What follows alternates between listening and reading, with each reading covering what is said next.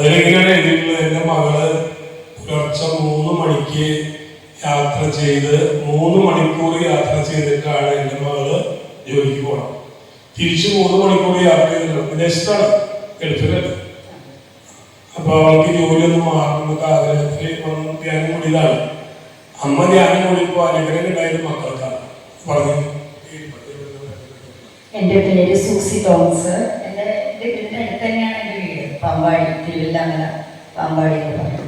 5 വർഷമായിട്ട് എൻ്റെ മകൾ ദുബായിലാണ് വർക്ക് ചെയ്തുകൊണ്ടിരുന്നത്. ആ കുട്ടിക്കാണ് ആദ്യമൊക്കെ നല്ല അടുത്ത് തന്നെയായിരുന്നു, ദുബായിൽ തന്നെയായിരുന്നു ജോലി ചെയ്തിരുന്നത്.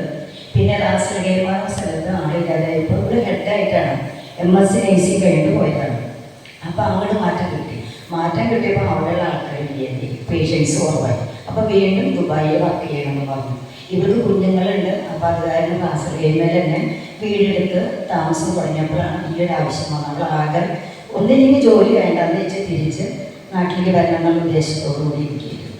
ആ സമയത്ത് മമ്മി എനിക്ക് വേണ്ടി പ്രാർത്ഥിക്കും. കുട്ടീനെ ചേർത്തി അവിടെ സ്കൂളിൽ. അവൻ 2ാം ക്ലാസ്സിൽ പഠിക്കണം. ഇനി ഞാൻ എന്ത് ചെയ്യും? വാടക കൊടുക്കണം. അവിടെ വില്ലേക്ക് എടുത്തിരിക്കുന്നത്. അപ്പോൾ ആ വില്ലേക്ക് പൈസ കൊടുക്കണം. ആകെ ബുദ്ധിമുട്ടായി. അവർ നല്ല സാലറിയൊക്കെ കൊടുക്കുന്നുണ്ട്. പക്ഷേ 3 മണിക്കൂർ യാത്ര അങ്ങോട്ടും 3 മണിക്കൂർ യാത്ര ഇങ്ങോട്ടും, അങ്ങനെ 6 മണിക്കൂർ കുട്ടി. അവിടുത്തെ സ്പീഡ് അറിയാലോ, 120 സ്പീഡിൽ അവിടെ വർക്ക് ചെയ്ത്, അതായത് അത്ര സ്പീഡുള്ള സ്ഥലത്ത് പോകുമ്പോൾ അവിടെ പറഞ്ഞ 3 മണിക്കൂർ എത്ര ദൂരത്തോട് കൂടിയിട്ടാണ്. ഇന്ന് ഷാർജയിലാണ്, നാളെ അവർ അങ്ങനെ അജ്മാനിൻ്റെ ദുബായിലൊക്കെ പോയി വർക്ക് ചെയ്തുകൊണ്ടിരിക്കുകയാണ്. ഞാൻ ഈ വിഷമം കേട്ട് ഞാൻ മടുത്തു. അപ്പോൾ ഞാൻ ഇവിടെ ധ്യാനത്തിന് വന്നു. ഞങ്ങൾ താമസിച്ചിട്ടാണ് അന്ന് ധ്യാനം കൂടിയത്. അപ്പോൾ ഞാൻ അങ്ങനെ പ്രാർത്ഥിച്ചു, മനുഷ്യൻ്റെ അസാധ്യം ദൈവത്താൽ സാധ്യമാണ്. ആ വാക്കിൽ ഞാൻ വിശ്വസിച്ചുകൊണ്ട് ഇവിടെ പ്രാർത്ഥിക്കുകയും ചെയ്തു. നിയോഗം ഇവിടെ പേപ്പറിൽ എഴുതി കൊടുക്കുകയും ചെയ്തു. ഇവിടെ മിനിഞ്ഞാന്ന് എന്നെ വിളിച്ചിട്ട് 15-ാം തീയതി എന്നെ വിളിച്ചിട്ട് പറഞ്ഞു, മമ്മി ഇൻ്റർവ്യൂവിന് വന്നിട്ടുണ്ട്. അത് ദുബായ് നമ്മുടെ റാസൽ ഗൈമ ഗവൺമെൻറ്റിൽ, ദുബായ് ഗവൺമെൻറ്റിൽ നിന്നാണ് വന്നത്. ഒരു പ്രതീക്ഷ വേണ്ടല്ല മമ്മി, വന്നു മാത്രം. അത് 5 കൊല്ലത്തെ എക്സ്പീരിയൻസ് ഉണ്ട്, MSc നേഴ്സാണ്. അപ്പോൾ അവളങ്ങനെ പറഞ്ഞപ്പോൾ ഞാൻ പറഞ്ഞു, പ്രാർത്ഥിക്കുക, അല്ലാതെ എന്തായാലും മമ്മി ഇത് പ്രത്യേകിച്ച് എഴുതി കൊടുക്കുന്നുണ്ട് കേട്ടോ, എൻ്റെ നിയോഗം ഇതിന് വേണ്ടിയിട്ട്. മമ്മി അതിലൊന്നും കിട്ടാൻ വഴിയില്ലെന്ന് തോന്നുന്നത്. ഭയങ്കര ഒത്തിരി പേരുള്ള എന്താ വെച്ചാൽ യൂണിവേഴ്സിറ്റി ലെക്ചറായിട്ടാണ് അവർക്ക് കിട്ടാൻ പോകുന്നത് പോസ്റ്റ്. അപ്പം മമ്മി അതൊന്നും എൻ്റെ ജീവിതം മാറും. കാരണം എന്താ വെച്ചാൽ അവൾക്ക് അങ്ങനെ ഒരു പോയി ഓടി നടന്ന് ജോലി എടുക്കുന്നതിൽ ഒരു വ്യത്യാസം വരും പറഞ്ഞു. പ്രാർത്ഥിച്ചോളം പറഞ്ഞു. ഞാൻ ബ്രദറിൻ്റെ അടുത്ത് എഴുതി കൊടുത്തു. ഇവരുടെ ഇതുണ്ട്, വാട്സപ്പ് ഗ്രൂപ്പ് ഉണ്ട്, മംഗളവാർത്തയുടെ.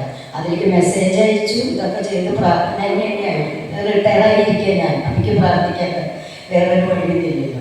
അങ്ങനെ പ്രാർത്ഥിച്ചുകൊണ്ടിരിക്കുമ്പോൾ 15-ാം തീയതി വിളിച്ചിട്ട് പറഞ്ഞു, മമ്മി എനിക്ക് കിട്ടി പറഞ്ഞു. അപ്പോൾ അത് എനിക്ക് മനസ്സിലായില്ലേ, എന്ത് കിട്ടി? മമ്മി ഇൻ്റർവ്യൂവിന് എന്നെ വിളിച്ചിരിക്കണോ പറഞ്ഞു. ഇൻ്റർവ്യൂവിന് വിളിക്കുന്നത് അവിടെ ഭയങ്കര ഒരു ഇതാണ്. അതായത് അത്ര 1000 ജനങ്ങളിൽ മമ്മി നമ്മൾ ഈശോയ്ക്ക് സ്തുതി പറയും മോളെ, എനിക്ക് വേറെ ഒന്നും പറയും. മമ്മി വേഗം പറയും മംഗളവാർത്തയിൽ മമ്മി ആരോടൊക്കെ പ്രാർത്ഥിച്ചത് അവരോട്. അപ്പം ഞാൻ അപ്പം തന്നെ വിളിച്ച് വോയിസ് മെസ്സേജ് വിട്ടു പറഞ്ഞു. അത് കഴിഞ്ഞ് ഇൻ്റർവ്യൂ കഴിയണ്ടേ. ഇൻ്റർവ്യൂ ഇന്നലെ 17-ാം തീയതി ആയിരുന്നു ഇൻ്റർവ്യൂ.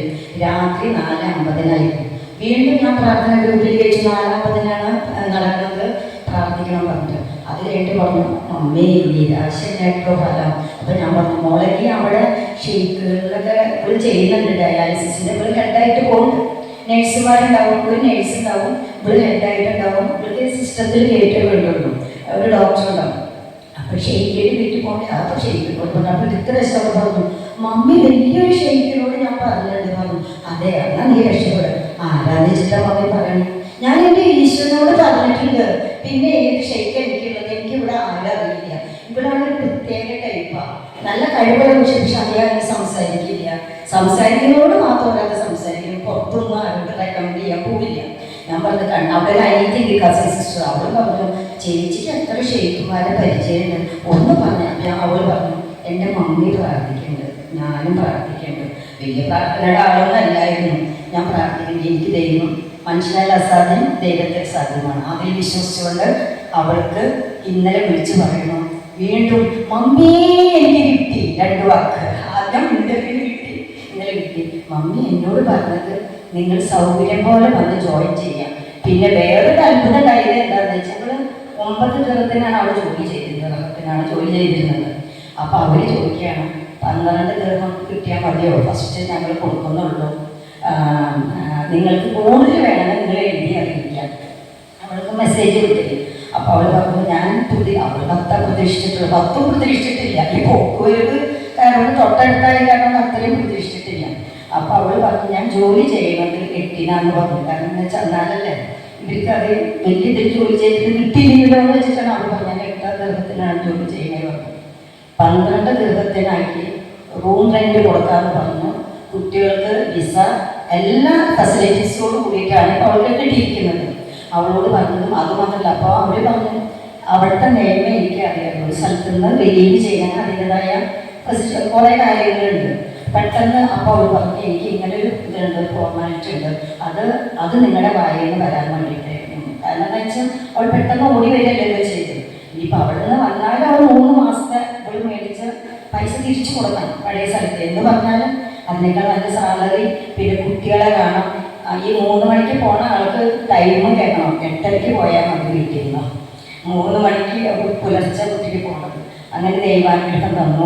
ഏറ്റവും വലിയ നിയോഗം ഇവിടെ പ്രാർത്ഥിച്ചു പോയിട്ട് പിറ്റേ ദിവസം കേൾക്കുന്ന വാർത്ത ഇതായിരുന്നു.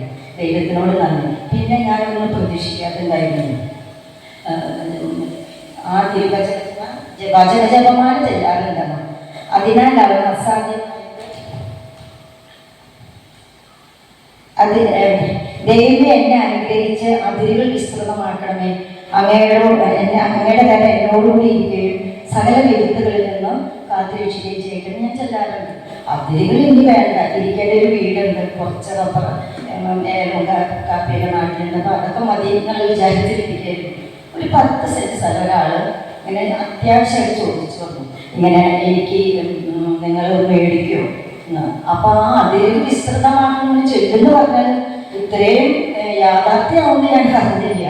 ആ യാഥാർത്ഥ്യമായി 10 സെന്റ് സ്ഥലം നമ്മുടെ തിരുവല്ലാമല സെൻറ്ററിൽ എനിക്ക് ഫ്ലോട്ട് മേടിക്കാനും പറ്റി. അത് വന്നു പോയതിന് ശേഷം ഉണ്ടായ 2 അത്ഭുതങ്ങളും നിയോഗങ്ങളും സാധിച്ചതിൻ്റെ നന്ദികൾ. വലിയൊരു നിയോഗം കിടക്കേണ്ട മകൻ്റെ കല്യാണം, അത് നടന്നിട്ടില്ല എന്ന് പറഞ്ഞാൽ ഈ 2 നിയോഗങ്ങൾ എനിക്ക് സാധിച്ചു കിട്ടി. ഇവിടെയുള്ള ജോസ് മറ്റേ പ്രദേശിനോട് എല്ലാവരും നന്ദി പറയുന്നു.